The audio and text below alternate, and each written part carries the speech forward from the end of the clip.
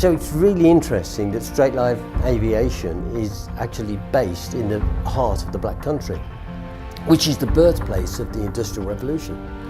So I'm absolutely delighted and excited because it will denote a new revolution, a transportation revolution. This airship offers that no other aircraft in the world does. I mean, no other aircraft in the world does this.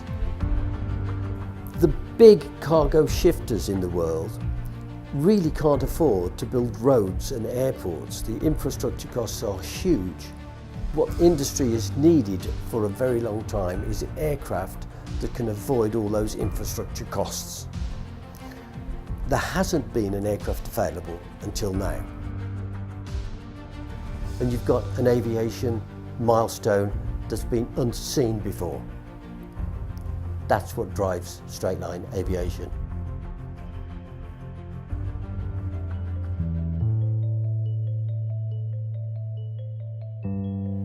Having grown up in the bush of Alaska, I lived firsthand the challenges of resupply, passenger transportation, fuel, those types of things needed to sustain those remote communities or remote projects in places where there's no road, no rail, no marine port, no airport, at least of a size that would facilitate heavy lift cargo.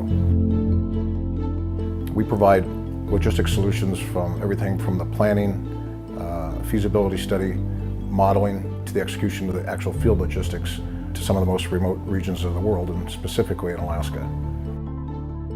We're extremely excited about the LMH-1 and its ability to provide that missing link to remote transportation, to be able to get into communities with limited infrastructure, with no large airport, to be able to land on the water, be able to land on the snow. So this hybrid air solution for us extends potentially the construction season on our remote projects, extends the ability for communities to get fuel and food and other provisions, machinery and equipment for their communities. The Straightline PRL team have strategically pre-positioned operating bases in Alaska in anticipation of the LMH-1, starting here in Kenai.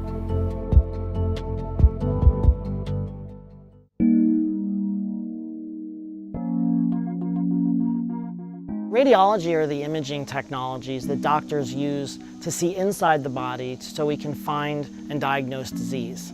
So about half the world has no access to any of those technologies. That's about 4 billion people. If they want to take care of trauma or injuries, they have no X-ray or CT scans or MRIs to do that with. So Rad-Aid brings these services and technologies into underserved and poor regions of the world so that we can take better care of people. So for medical humanitarian efforts, we've always been limited by transportation. Now radiology is actually pretty heavy. Some of it weighs over 3 tons and it's very sensitive.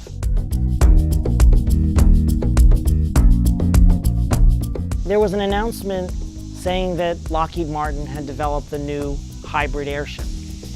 And when I was reading about this, a piece of equipment that could carry over 20 tons, could travel over 1,500 miles, and land on any unprepared flat surface such as sand or snow or water. So to be able to bring medical equipment, medicines, vaccines, and primary care into those regions using a low vibration flight that can land anywhere and then be ecologically friendly and outreach to the communities could really be a significant advancement for how we're taking care of people all over the world, and gives us a new ability to access remote regions where these populations often live.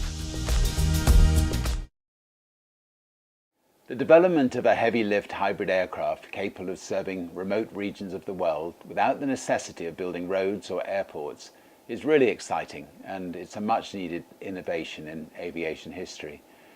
This hybrid airship has a major benefit from a humanitarian point of view as well, in being able to deliver emergency medical supplies, food, water, and communications to disaster areas. But that's all very well, saving lives and all that, but can it fly around the world non-stop?